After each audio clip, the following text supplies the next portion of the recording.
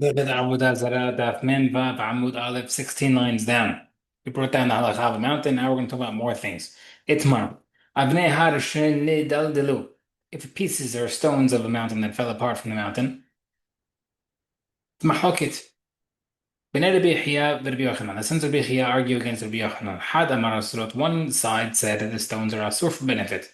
The Had Amar Mutrut, the other side said they are mutar. Right? We specifically did not say which one's which because we'll try to figure that one later.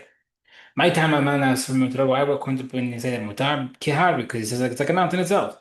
Mahar Ish and but if you say that Mutar, just like the mountain is not grown by man, and Mutar, Afhan Shin therefore the stones as well, even if after they fell apart, they're considered non-man-made, and therefore they are Mutar. Okay. One second. One second. You can't compare it. Maybe you can't compare it because it's considered the mountains stuck to the ground. These fell off. When it says "Bahayman tukhiyah," not an animal, proves that that analogy is not a good analogy because I know animals are not attached to the ground, and even if they are worshipped, they are still mutar.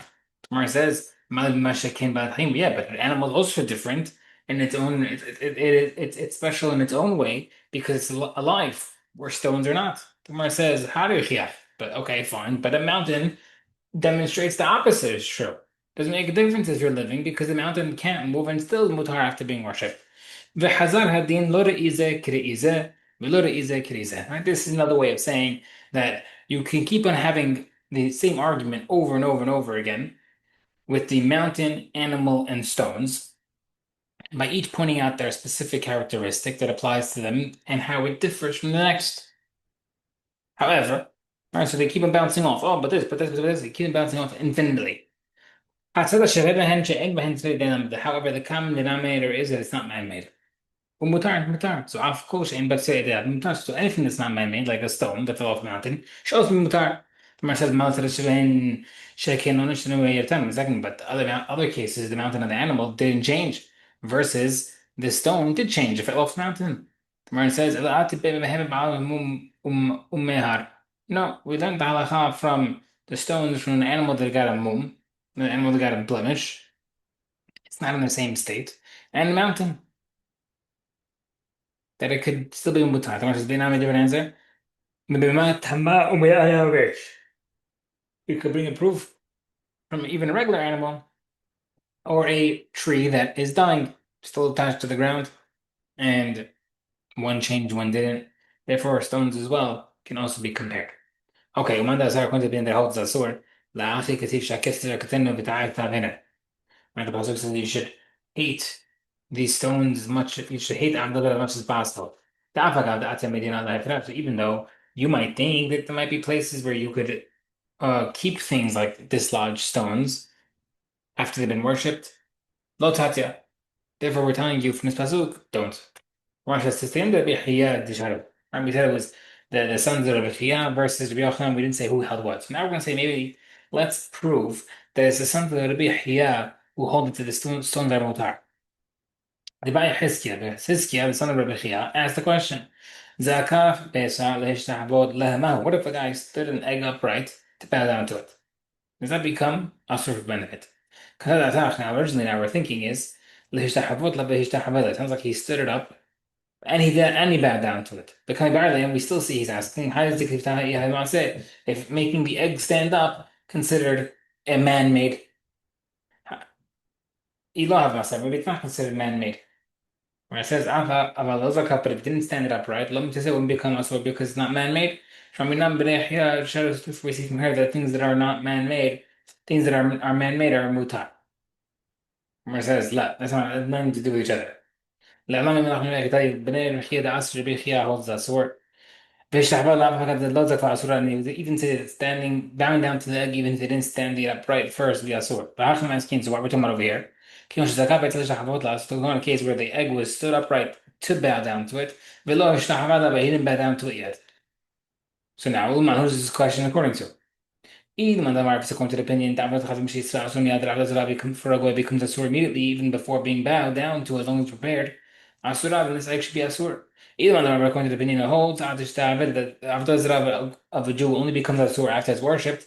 Halal palcha, it didn't bow down. So, well, what's the question according to Hizkiah? It's machloket.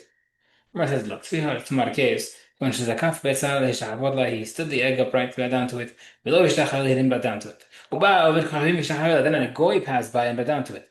Ki adam arav demar shmuel, like he said, Yisrael she's a kaf levin al hishtachavod, the Jew stood a brick upright in order to bow down to it. Uba over kachavim hishtachal, and before he bowed down to it, a goy bowed down to it. Asura, the brick is asur. The kind by then Hizkiah is asking, is that only true by a brick where when you stand it upright it makes it better? Maybe not an egg. Or maybe there's no difference between a brick and an egg, and it'll still be asur. Gemara says teku, we're not sure. Okay. Ba'amr Muhammad has a question. Someone bows onto the mountain. What about the stones that fall off afterward? Can that be used for them is to build them as bayah, right? So even though you're allowed to use it for other stuff, is there a difference for something that's kadosh? Mar says yes. Does the isur being worshipped something apply to the ground even for something that's being worshipped for Hashem? Well, maybe that isur does not apply for something that is for the mizbeach. Iran continues. If you want to tell me the Yeshne Bad that the Isur something worshipped that's attached to the ground will be Asur for Mizbeach. Machshirei Kurban Kurban Damu Ololo. Olo. Then you can ask whether or not even like accessories will be included in that. Gemara says, Ba'amar Ravara says Kavachumer, I could bring you Kavachumer. Uma etnan b'shemutar b'lotush l'tayot. Just like a payment for a zvanah. It's usually Asur is mutar for regular people. Asur b'chabar l'gavot, asur for korbanot. The Tiva says lo tavi etnan zana umher keled. Lo shnat b'chabar. You should not accept payment for a zana or a dog. That money should not be used. That funds should not be used toward Hashem's Bet Midrash. It should make a difference whether it's attached or detached. Now, however, you can argue that since a worshipped item that's asur for regular people, if it's detached, therefore, if it's attached, it should be asur for Hashem. Right? It says, maybe you say the opposite. That's not a good kavah homer. Very a lot of holes in that kavah homer. Just like you could say the opposite. If a worshipped item, which is usually asur for regular use, if it's detached, mutar, detached, it should be mutar for Hashem's bet hamikdash. There's no difference within its regular use or bet hamikdash use. Therefore, you can also argue that a zonaz payment, which could be used for regular people, if it's detached, no din to be for sure be allowed for Hashem if it's attached. Rashi says, you know what? And if you want to bring me a question, but the pasuk says the house of Hashem, your God, right? Which might seem to tell me that if the zana was given an item attached to the ground, it cannot be used. That pasuk is used for something else. Bet Hashem Elokecha, the pasuk says, Bet Hashem Elokecha prat lepara she'ena ba'al bayit. That excludes specifically the pera aduma that's not used in the Bet HaMikdash. The pera aduma, not included in this, is slaughtered and taken care of on Har HaZeitim outside the Bet HaMikdash. It's a good trivia question. This pasuk includes pieces of gold that are decorated the Kodesh Kodashim, that if the Zana was paid with that, she cannot use that to donate it. I'm not there if I said one second. I'm telling you that would make you strict, to be stricter, meaning that if something is worshipable attached to the ground, it will be asur to be used for a Bet HaMikdash. And now you're telling me something the opposite. You're telling me a kavachomer that'll allow you to use the zonah's payment attached to the ground for a korban. If you have two options between a kavachomer to make something mahmir or lenient, we always go according to mahmir. One second. Is that true that whenever you have strict or lenient, you go according to strict? And we don't go according to Pasach. We know by the sprinkling of a person who's tamet to be allowing him to eat the Korban Pesach. The pligi Rabbi Azar Rabbi Akiva's machloket. The Rabbi Azar saval lahumra v'kama hayav l'gavra. Rabbi Azar hold that we restrict and we allow the person to bring the Korban Pesach. So some background information. The case is talking about a guy where the guy has to wait 7 days after to dip in the mikveh and also get paraduma. So some of the cases on the seventh day it falls out on Shabbat, which is the day which is Erev Pesach also. The question is, are you allowed to sprinkle the ash water on Shabbat even though it's only Drabanan? So that we can allow him to do the right Korban Pesach. So, Rabbi Akiva says, Rather hold Mahmir, yes, you have to do Korban Pesach, and therefore we sprinkle the ash. Rabbi Akiva the Kula Patar, Rabbi Akiva says no, we don't, and therefore it's Patur. Bekavarich Rabbi Akiva the Kula, and we see that Rabbi Akiva went to Kavachomer with the Kula, leniency. Tam Mishan said Hashir Rabbi Akiva answered Eliezer, O Hiluf, Umahaz Ash, Hib Mushum Shavut, sprinkling the ash in Shabbat with Rabbanan. Eno do the Shabbat does not override the Shabbat. Shehita slaughter Shehid Doraita, that's Doraita. Lo kosher can for sure should not override Shabbat. And therefore, so we see over here that Rabbi Akiva is telling you a kavachomer that it makes the guy patur from the Korban Pesach, which is a leniency. Gemara says, and therefore it's a proof that we do according to leniency with the kavachomer. Gemara says, Hatam Rabbi Eliezer the Gemara. Over there, Rabbi Eliezer had told Rabbi Akiva that sprinkling is asur on Shabbat, even for a Korban Pesach. Eliezer actually forgot that he taught that. Rabbi Akiva then came to remind him, to tell him that that Kavah Chomer is not good and it's asur. That's why he's telling him, Rabbi Rabbi, don't deny me right now in our argument because you told me the opposite. I learned from you, sprinkling on Shabbat is asur d'Rabbanan. The end of the Shabbat is not overriding Shabbat, and therefore it was not that it was a Kavah Chomer that going to leniency. He was just reminding him what he had taught.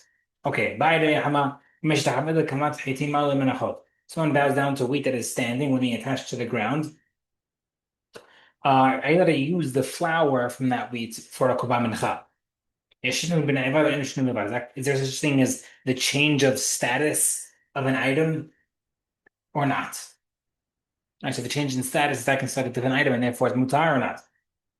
Oh, and shinu Tashma saying a proof.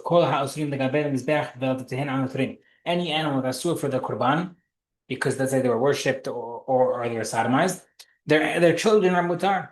Let me see over there. Rabbi Eliezer says that's sued. Seemingly, it was, even though it's changed, it's a sued. Gemara says, one second, it's different. That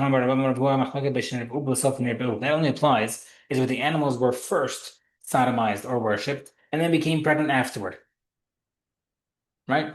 So this is not talking about a case where it was already pregnant while it was worshipped, and therefore the animal is already inside, etc. And therefore it's not a full change, it's a partial change, or maybe it was considered that the baby was also worshipped or sodomized.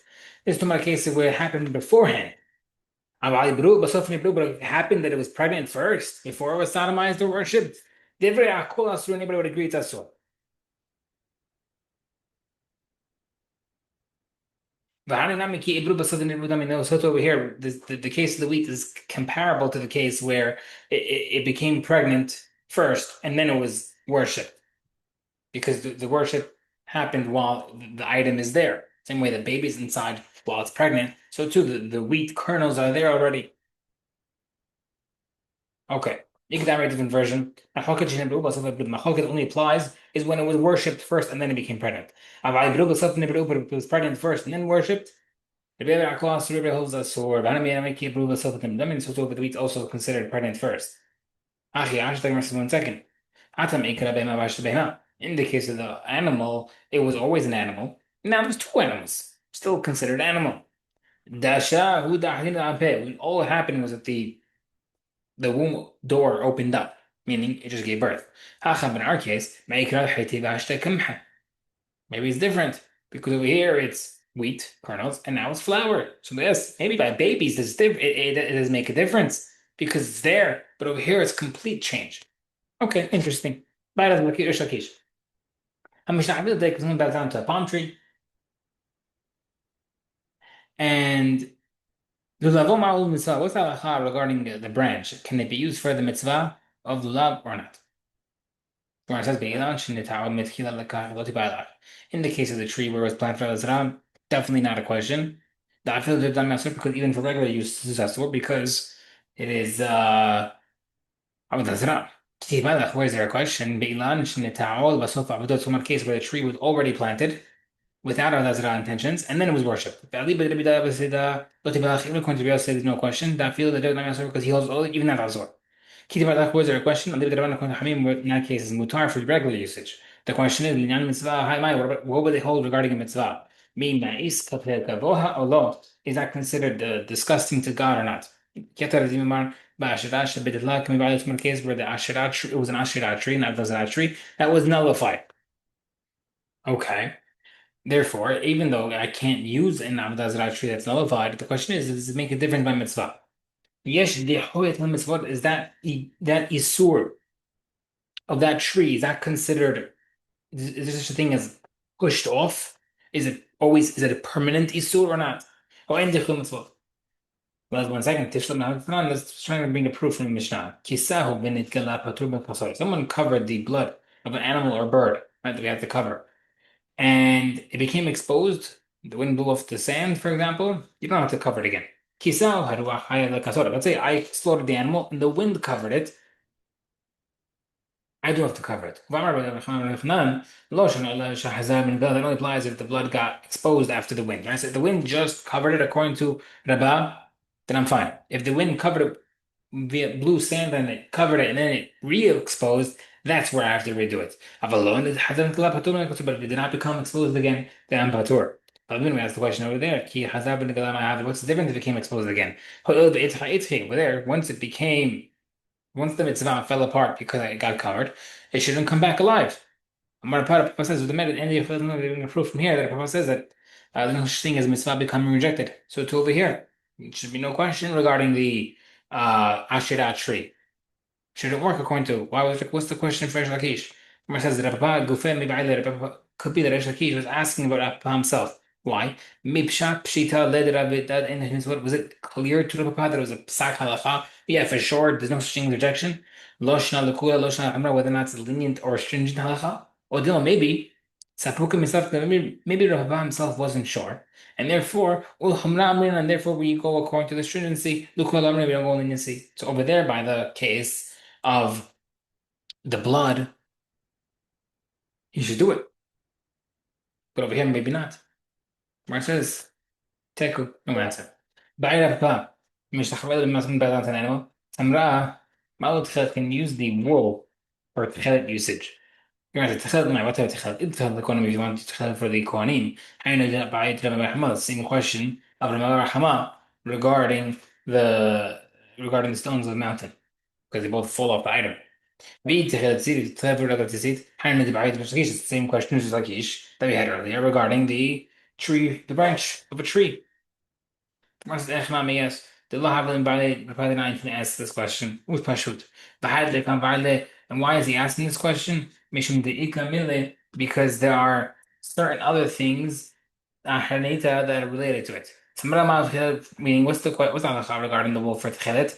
He says, not only the tchelet, but what about the trumpets? The horns rather? Can I use the horns for trumpets for the Bet HaMikdash? Can I use the bones of its legs for flutes? Can I use the intestines be used for arm strings? Harp strings rather? What's the difference between these three and the first one? I'll leave it in Mandamar, Ikar, Shirabikli, because all these things are musical instruments usages. So according to the opinion that holds that the music of the Beit HaMikdash is mostly by the person, is um is mostly by the item, the vessel. Lo tibalach, no question. The asur because that's asur because this thing is asur. Ki tibalach, where is there a question? I'll leave it in Mandamar, Ikar, Shirabik. This applies only the according to the opinion that holds that the item is it comes from his voice. The song comes from his voice and not the musical instrument, and therefore, therefore, do we say that his instrument is just sweetening it? Or maybe not. It should be asur. Take no answer. Final question. Someone bows down to a spring of water. Can I use the water for the mizbeach's libations? Mike and Bala, what's the question? If he's the guy bowed down only to his reflection of the water, yani of himself in the water, or maybe he's worshiping the water itself. If that's the case, he should have just asked about any water in a bowl. Gemara says, okay, fine. The Olam and the Maya, the really, the Olam case where the guy was bowing down to the water. Why he asked specifically at a spring? Do we say that since it's the spring of water, it's passing through, and therefore maybe the original water he's bowing down to, and that the command it's already passed, and therefore it should be mutar. Maybe he's bowing down to the body of water, and therefore it's asur. Public water cannot become asur. How would you make a spring of water asur if you can't make public water asur? Gemara says, "Let's not to case the this spring of water is in his own private property, and therefore it would be a legitimate question." Amen. Amen.